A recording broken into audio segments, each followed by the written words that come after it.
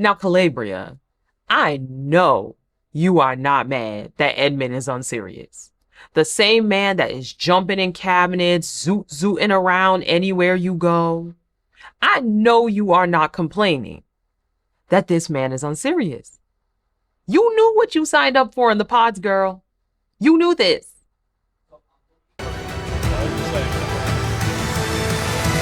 Please don't talk to me. No, don't talk to me. Hey y'all, welcome back to my channel. My name is Lex and I would greatly appreciate if you would consider supporting the channel by liking, sharing, commenting, and subscribing. It helps to get the videos out there and it inspires me to keep creating. In addition to all of those things, please hype the videos.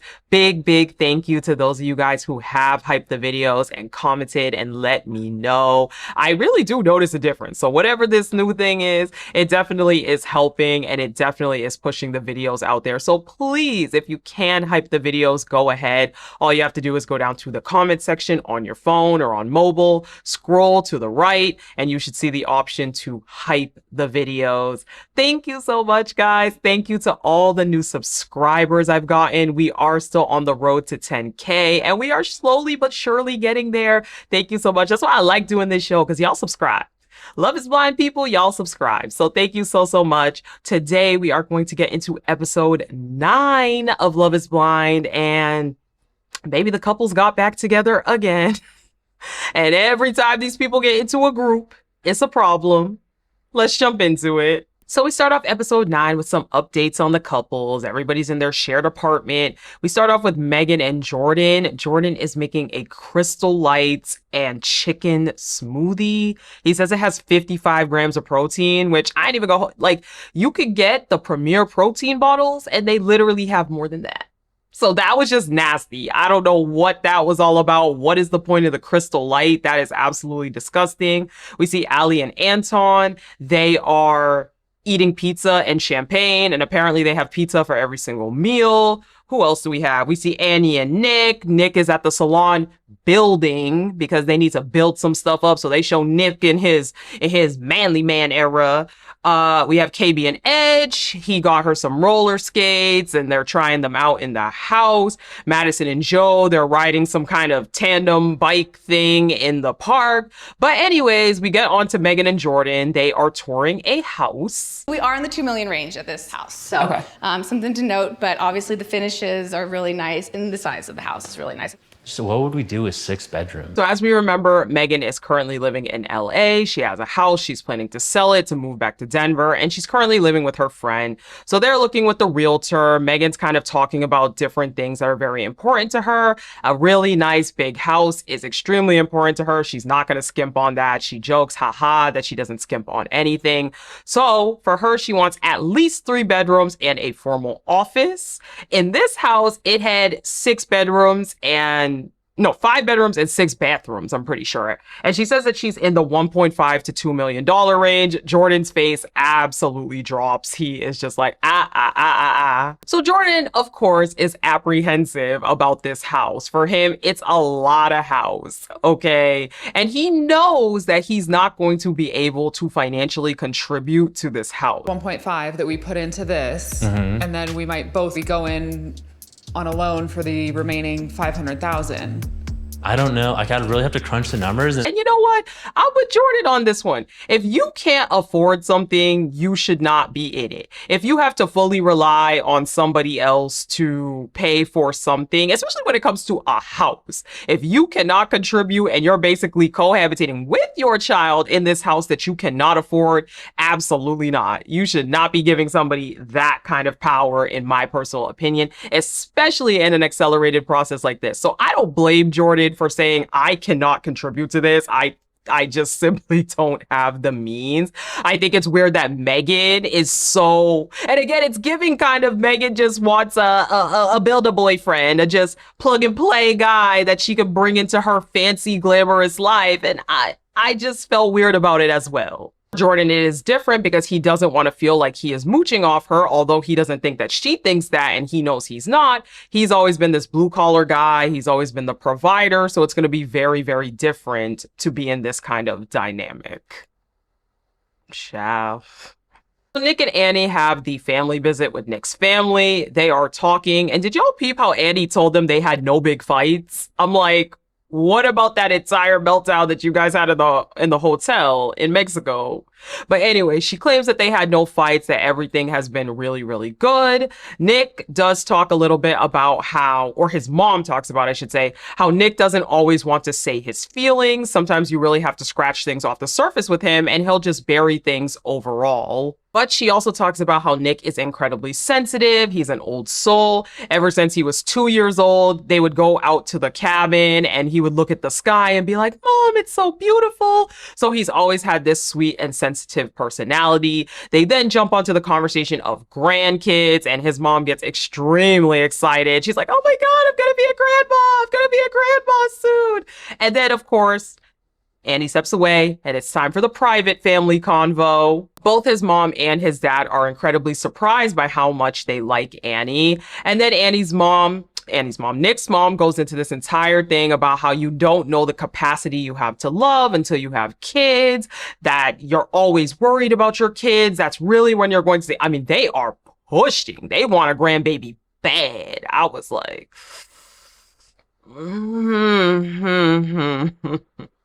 Y'all saw the contrast between Nick and his brother?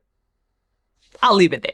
So we get to the cast meetup, and it's a little rodeo theme. They got a bull in there. They're in a barn. Girls break down, guys break down. So Megan does talk about how she did meet Skylar, Luca's mom. Yeah, like normal. Good. I mean, maybe not family, but like family. honestly, there was no tension between them. Like there was no tension between us. And everything was really, really chill. She was pleasantly surprised at how everybody was laughing. There was banter. She said, it almost feels like we're a little family. Oh, well, not really a family, but you know what I mean. They do talk about Luca and how he is not going to be on camera. Thank goodness. I'm glad that I feel like it's the mom that really was like, no, and good. Don't put that baby on camera with all these lunatics. And she is going to meet Luca on Friday, so she's really excited about that. Allie then talks about how she's met no family. Her or Anton haven't met each other's families, but Allie did meet Anton's friends. Of course, she discusses the strip club situation and how they did talk about it, and he claims that it was only something he did a few times a month or once a month. However, for her, it's not okay whether you did it once a month, twice a month, even if you did it before you were married, when you were single. That just does not line up for her. And again, Allie, this is not the I don't know. Allie gives rich older man who's willing to take care of her. And hey, if that's what you want, that's what you want. It's not Anton. It is not Anton. Allie also discusses some of Anton's habits. Apparently, after work, he comes home every morning and drinks 2 beers after he does his night shift. And again, look, I get it. I understand. Sometimes that kind of personality just does not jive with you. But again, why are y'all still going? It doesn't seem like Anton is checking any of Allie's boxes, so I hope that means that she's just going to say a no at the altar, or tell him. Let him know ahead of time it's not working. I don't think we mesh like that, and keep it pushing. Now we see some of the pod squad show up. We see Kate show up. We also see Anna show up. Let's pan over to the guys where Patrick is also here. So Patrick basically explains when they got back to Denver, him and Casey, they texted a little bit, and she was basically saying a lot of the same stuff that we heard her say on camera, that she couldn't really do this right now. They couldn't really see each other. He tried to push and insist that, hey, we should meet up to talk. And she just simply said that she was unable to.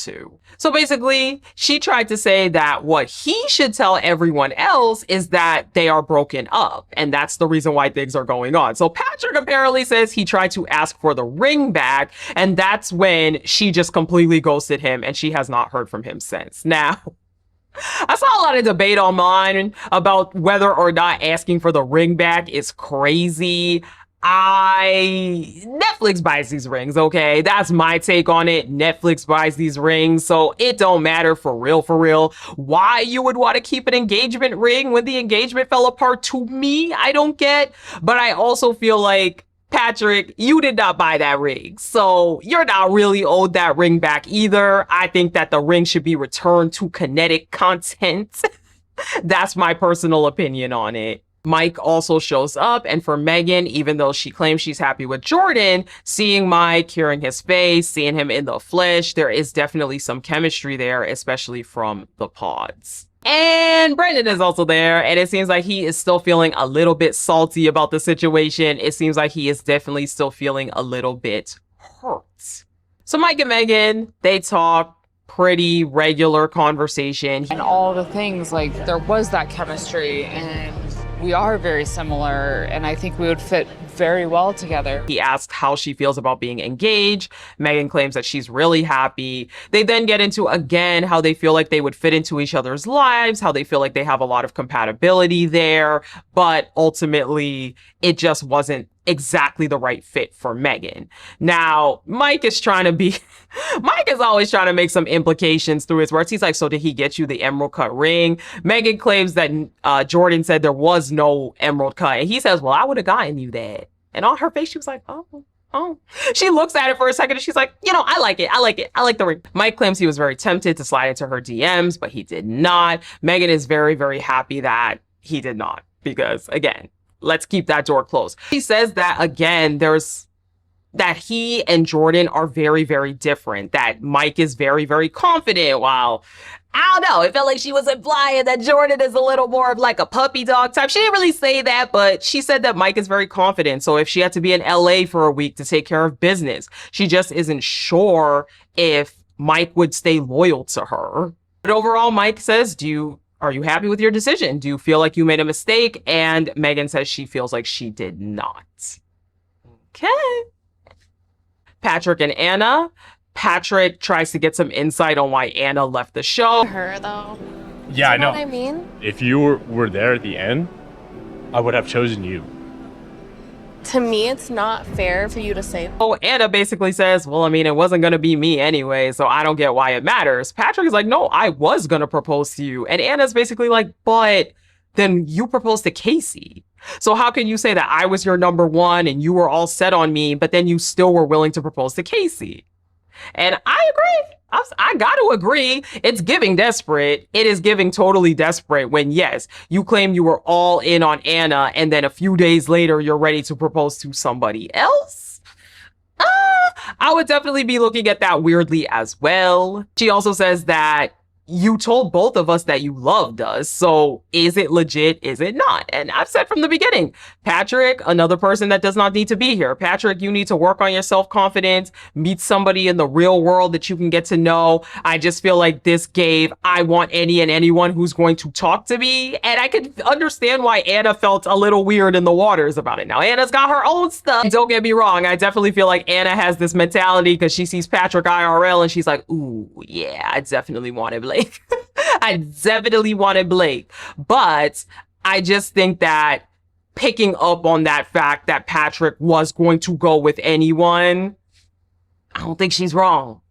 But Patrick stands 10 toes that he was set on her. He would have asked her, but he feels like at the altar, she may have said no. And she says, I mean, and when she said that, I was like, oh, okay. So there's not going to be any, out of the pods dating between these two. Ed and KB are standing with the big group, and Ed makes a comment to Nick, and he's like, oh my goodness, you guys are perfect. This is perfect. Or Nick is perfect, something of that nature. And KB's like, what'd you say? And Nick's like, oh, he said that I'm perfect. This relationship is perfect. And KB's like, what do you mean? You literally just said to hear that would be perfect, would be great. You're comparing, you're making it seem like I'm not doing enough. No. If you said it, you meant it. It wasn't a joke. Why are you comparing relationships? Why would you say something like that? It's like, I just made a comment. I was just saying something. And she's like, don't compare. Be happy with your own relationship. Why are you admiring their relationship? Do you feel like there's something you need to say to me? Do you feel like there's something I'm not doing? I want to do this here. You brought it up. I know, but I don't want to do this here. You have no answer for me? I'm like, damn, those gold cups that they give y'all strike again. Every time y'all take a sip out of those gold cups, things go haywire. It's like, well, I mean, I feel like sometimes I don't hear enough positive things. Oliver's like, why would you do this here? Why would you bring this up here? Well, since you want to bring it up here, then do you have any other problems? I didn't do a full thing then. I know, I know. Cause drunk, you literally just I said know, you I lit. know, Stop I cutting know. me off. You hear me I'm- talking. And I'll give it to Ed because Ed does try to sort of de-escalate the situation. He's like, I don't want to do this here. Let's not do this. She's like, no, since you want to bring up that I don't say positive things about you, I always uplift you. I'm always motivating you. I'm always doing these things. So what are you going to say about that? Ed starts saying, I know, I know. And she's like, okay, are you going to cut me off? Or are you going to let me talk? And I'm like, what is going on? Calabria, first of all, what is going on, girl? What is happening? As I said before, Calabria knows dang well that she wanted a fixer-upper in this relationship, right? Calabria wants to remodel this fixer-upper house. That's what she wanted to do in this relationship. And I feel like Calabria has a lot of pent-up resentment that we see throughout these various conversations where they do get into it, that Edmund is not what she actually wants in a person. The problem is at this point, I cannot really feel bad. Because you knew what you were getting into. You knew that you wanted a quote unquote project. And now you're mad that he's acting the way that he presented to you in the pods and in the vacation and when he was crawling in the cabinets in your apartment. Calabria keeps asking him over and over, why did you have to start with this here? Why did you have to start with this here? I'm like, girl, at least through the edit, you started this. You felt some type of way about a comment that he made to another couple. I'm just keeping it real. And then she goes into, well, what do you say to me? Do you ever say anything positive to me? I don't really hear you saying anything to me when I need that support. And I'm like, here we go. This is what it is. It is what it is, Calabria. You know that you do not like what this man is bringing to the table. I feel like what Calabria truly wants comes out through these fights.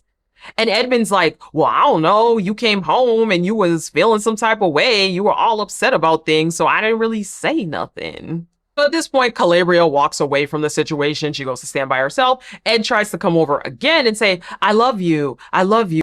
I love you. I don't want to hear that. I know, No, but no, I know. Edmund, I don't want to hear that. No, let me tell you. Let me tell you. I'm not. I know, but you keep talking to me. No, I'm not Edmund, looking. I don't wanna- I'm gonna listen to you. Like, look, I really don't want to. She's like, I don't want to hear that. I don't want to hear that. Can you ever be serious? Why is it that we can never have a conversation? You don't answer any of my questions. I feel like we are adults here and you never can just be. And I'm like, girl, you knew this. You knew this. All of us watching this show can see that Edmund is never serious. And yes, well, I understand Calabria's frustration on a real level. You wouldn't have caught me going this long with Edmund. That's the problem. For me, I would have been like, respectfully, this is not going to work. But girl, when you get a fixer-upper, you're gonna have to put the work in. If you're not feeling it, that's okay, but be real, Calabria, be real. Nick and Kate have a conversation. Boring. Basically, Kate goes on again about how he said, I love you to both people and how it was really messed up. Nick claims that he had to do that because he needed to break things off with her in order to get closer to the person that really wanted to commit to him. Yada, yada, yada. Boring. Later on, Kate is going around talking to, I think it was, oh girl, I can't think of the blonde girl's name right now. Madison. She's talking to Madison and she's talking about how she thinks that Nick is a scammer. And I'm like, well, he a scammer, but not for the reasons that. Anywho, and the boys are talking with Brendan because Brendan's feeling some type of way. And they start to get into how Brendan can lay it down harder than Nick can. I think so. Nick does missionary the whole time. That's about it. And you know he does. At least Brendan will switch it up. I don't fuck with him too much. But that being said, he could be the best guy on the whole entire world. Then we get a confessional of Joe being like, look, Nick's a nice guy. He's a real good guy, but I just feel like, he does missionary all the time. And I was like, Netflix is so messy for leaving these scenes in all the time. Nick, baby, you is not being the allegations, and Netflix is not letting you beat the allegations either, which is crazy to me. So as I said, Kate and Madison are talking. Kate is talking about how Nick is so calculated, blah, blah, blah. It doesn't matter. Madison is tired of Joe at these parties. Because mind you, Joe, he's inebriated again, by the way. He's acting rowdy. He's saying all kinds of stuff. I'm like, what does this man do at these parties? Is it alcohol? Is it the alcohol? Is it what they put in those gold cups? Or is it snowing outside? Let me know. Let me know. Anton pulls Allie aside and he's like, hey, I'm not gonna lie, I thought we were cool, but then I've been hearing all around that you've been saying different things about everything to people, so what's going on? She's like, I'm just telling them the truth. And then once again, Edmund tries to talk to KB and KB's like, don't talk to me. And I'm like, oh, okay. Okay, the couples are acting crazy again at a couples meetup. Surprise, surprise. Anywho, if you made it to this point in the video, that means you liked the video. So I would greatly appreciate if you would consider supporting the channel by liking, sharing, commenting, and subscribing. Also, please hype the videos if you can. Once again, thank you so much to those of you guys that do. And let me know in the comment section. I greatly appreciate it. Thank you guys so much. And please, please, please, please, continue to subscribe, okay? Hit that subscribe button. We are on the goal to 10,000. Thank you guys again for interacting with the content. Let me know what you guys think. I do like reading all of your comments, and we will talk for the next batch. Bye.